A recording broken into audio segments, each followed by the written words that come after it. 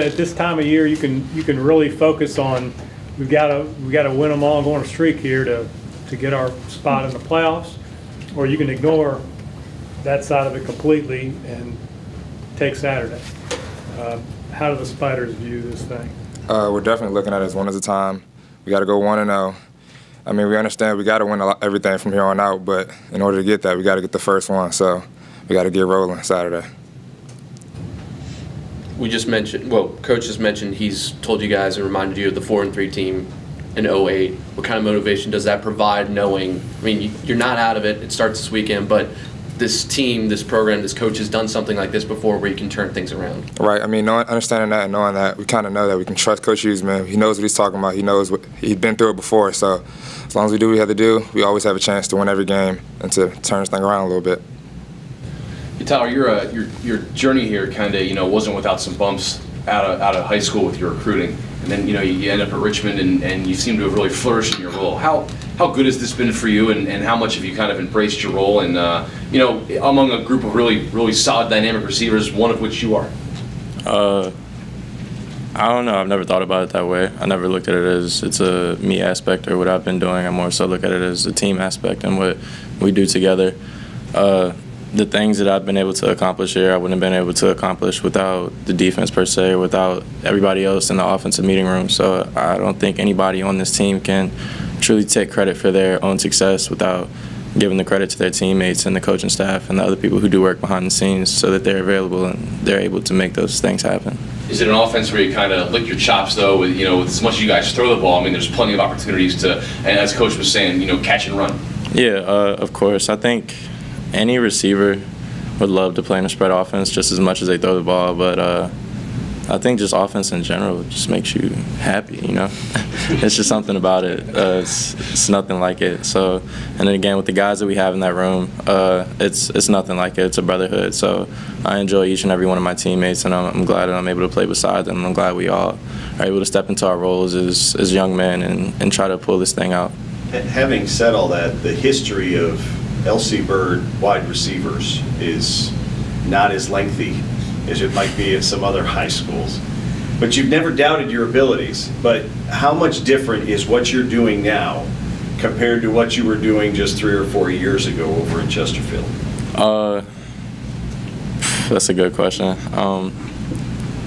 I wouldn't say it's completely and totally different. I think now, being a collegiate athlete, a student athlete at that, we just have a lot more responsibilities now compared to high school.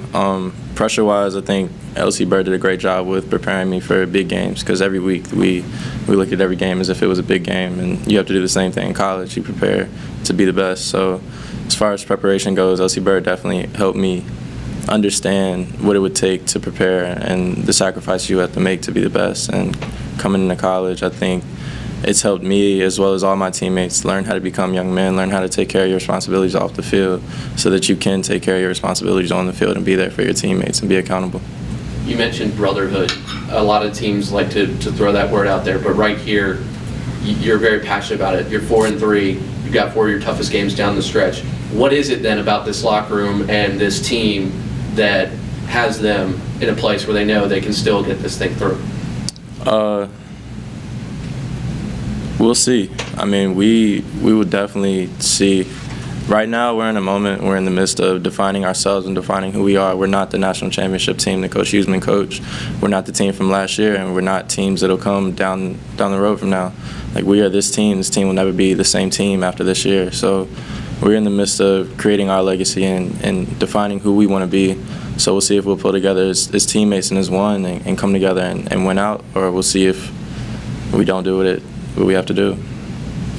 I know Coach said last year's game, for both of you guys, last year's game with Stony Brook doesn't have any bearing on this year's game, but knowing what you guys went through up there last year, does Stony Brook get your attention more than, say another CAA opponent that you might have a little more history with because of what happened last year? We definitely try to take every game as its own entity.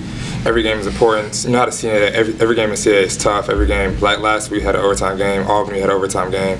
So we understand that everything is tough, but it's definitely a little bit more motivation to lock in this week because what we went through up there last year. kind of didn't expect it last year. We kind of feel like we're about to get on a roll after UVA and games like that. So we definitely know to lock in this week. And this is a good team that we're playing. Yeah, for sure. Every game is a championship game, especially at this point. Moving forward in the season, every game that we play is a playoff game. We lose one, we're not going. That's how I see it. That's how the rest of the team sees it. So right now, every game is a championship game. So I don't care if they're 0-10. It's the next game, and that's the game that we have to win, just like Coach Hughton said. So it's a 1 week at a time, 1 game at a time mentality, 1 play at a time, and we just have to go out and do what we're supposed to do. Hey, Micah, Daniel Jones has blocked 2 kicks. He's the second leading tackler. He's got 4 interceptions, 4 breakups. It's around the ball a lot. Why is that? The guy's a playmaker. I mean, even last year he didn't play as much, but we can tell in practice. Like, he kind of like D. Jones, to be honest, like David Jones. Like, in practice, he'll make one-hand picks last year. We're like, who is this kid? He's always around the ball. So he just focused on being around the ball, and he's just always there to make the play. And when it's his time to make the play, he makes it. I mean, he stepped up big for this year. He probably didn't really expect to play that much, but he came in and did his job, and he competes and does everything we asked from him. So